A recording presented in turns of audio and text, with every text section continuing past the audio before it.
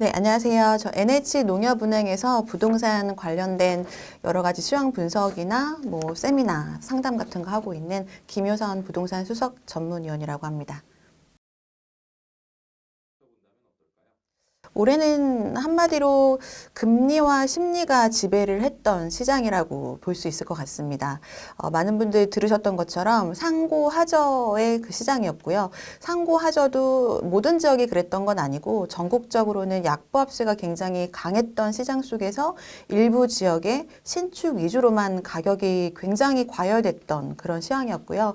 그런 과열됐던 이유들이 심리적인 면이 컸다면 금리가 좀 선제적으로 인하가 되고 금융에 대한 규제가 시작되면서 하반기 때는 그게 전부 지금은 관망세로 돌아간 그런 상황입니다.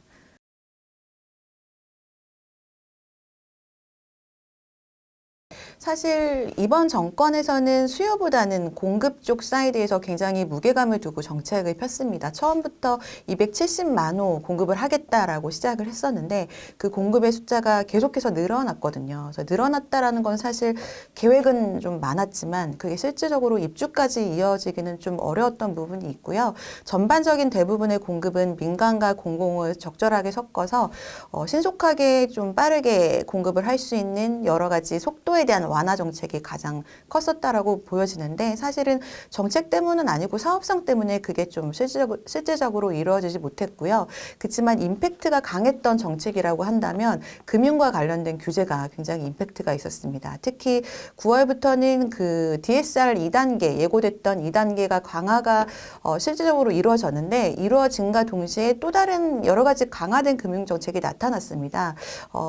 하나를 예를 들면은 DSR 규제 안에서 빠져 있는 여러 가지 전부 모든 사람이 받고 있는 대출을 포함한 것들을 모든 은행에서 관리를 하기 시작했기 때문에 이런 금융에 대한 정책이 조금 임팩트가 강했고 이런 부분들이 내년도에도 역시나 더 영향을 미칠 가능성이 높을 걸로 보여집니다.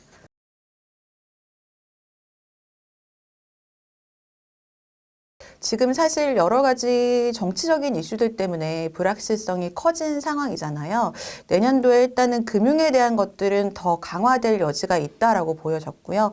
정치적인 이슈가 아직까지 결정나지 않긴 했지만 여러 가지 특히나 이번 정권에서 적극적으로 했던 도심 재개발에 대한 재정비 사업에 관련된 규제 완화들, 특히나 재건축 초과이익 환수제가 지금 법 통과되진 않았지만 완화되는 법안이 올라가 있는 상황이거든요.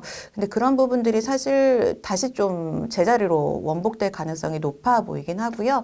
그리고 지금 여러 가지 그 재정비 관련돼서 했던 신통계획이나 이런 것들도 다시 재검토될 여지가 커 보이고, 그 특히나 세제 관련해서는 법안까지 통과된 사안은 없었지만 이번 그 전 정권에서 하고 있던 공시지가 현실화 방안을 사실상 거의 무력화시킴으로써 지금 보유세가 굉장히 완화된 상황이거든요.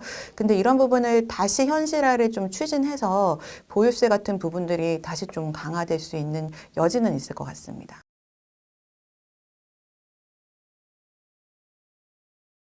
그렇죠. 예, 만약에 바뀌지 않는다 하더라도 사실상은 지금 정책이 굉장히 좀 동력이 무산이 된 상황이기 때문에 추진하고 있던 여러 가지 법안들은 통과되기보다는 유보될 가능성이 높을 걸로 보여지고요. 그렇게 된다라고 한다면 올해처럼 금융에 관련된 정책들이 크게 영향을 미치는 시장으로 이제 변화될 것 같습니다.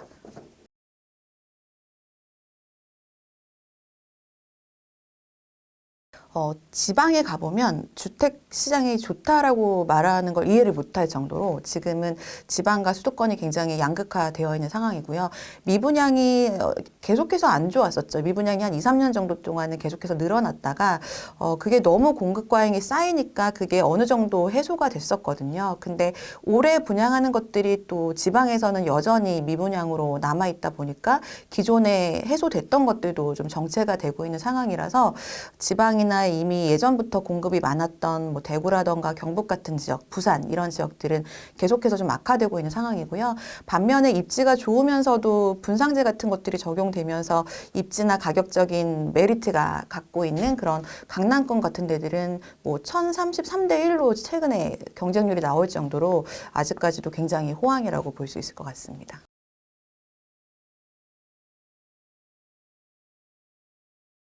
사실은 올해 초만 하더라도 올해 주택시장은 전국적인 약보합을 예상을 했었거든요. 근데 의외로 일부 지역에서 굉장히 과열이 됐었어요. 근데 그런 부분이 사실 주택 경기가 살아날 만한 어떤 요인이 새롭게 나타난 것도 아니었는데, 좀 변화가 있었다라고 한다면 올해 초만 하더라도 대출 금리가 기준금리에 비해서 1% 이상 정도 차이가 나면서 4%, 4% 중후반을 이제 기록을 했었는데, 그게 한 4월, 5월부터 접어들면서는 기준금리에 거의 준하게 대출금리가 먼저 낮아지기 시작하면서 8월 정도는 5대 시중은행의 평균 금리가 3.67 정도밖에 안 될 정도로 이자에 대한 부담이 좀 줄어들었거든요. 그리고 공급 부족이 사실 거의 내년, 내후년부터는 굉장히 입주 물량이 많이 줄어들게 되는데 거기에 대한 이제 패닉이 오기 시작하면서 그 부분들이 굉장히 일부적으로 수요를 몰리게 만드는 그런 현상들이 발생을 했었는데 그게 이제 금융 규제가 시작이 되면서 대출을 받지 못하게 되니까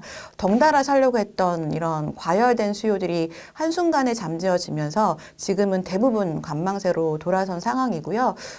좀 다시 정리를 해보자면 전반적으로는 올라갈 요소가 별로 없었지만 뭐 금리 인하라던가 심리적인 부분이 일부 지역에 좀 나타났던 것들이 다시 그런 부분이 강화되니까 지금은 관망 상태로 돌아선 상황이고요. 지금은 또 여러 가지 이슈 때문에 전국적으로 더더욱 얼어붙은 상황입니다.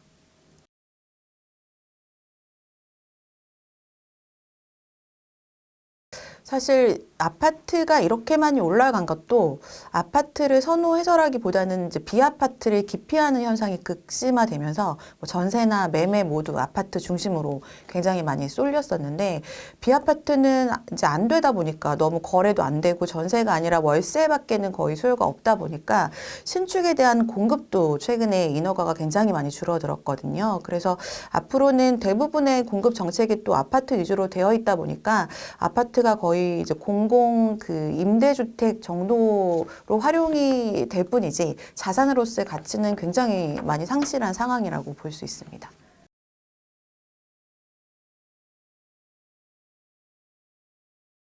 있을 수밖에 없는 상황입니다. 일단 뭐 정치적인 불확실성은 뭐 감히 전망을 할 수 없을 정도로 어떻게 될지 모르는 지금 시국이기 때문에 자산 시장에 당연히 영향을 주고요. 보시는 것처럼 주식 시장과 또 코인 시장이 다르게 나타나잖아요. 유동성이 큰 걸수록 가격에 대한 변화가 굉장히 빠르게 나타나고 있지만 부동산 같은 경우에는 사실 일단 거래를 멈추게 됩니다. 그래서 다시 거래가 지금도 줄어들고 있는데 거의 뭐 12월이나 1월 정도의 거래량은 거래 절벽 수준으로 거래가 줄어들 거라고 판단이 되고요. 그렇게 하다 보면 관망하고 있었던 분들이 이제 어떻게 해야 되나 굉장히 고민이 많으실 것 같습니다. 근데 원래는 이제 내년 정도 되면은 금융 규제가 다시 풀리면서 그때 다시 시장을 좀 보자 이런 분위기가 좀 대세였는데 좀 더 신중하게 지켜보실 필요가 있을 것 같습니다. 만약에 정권이 바뀐다라고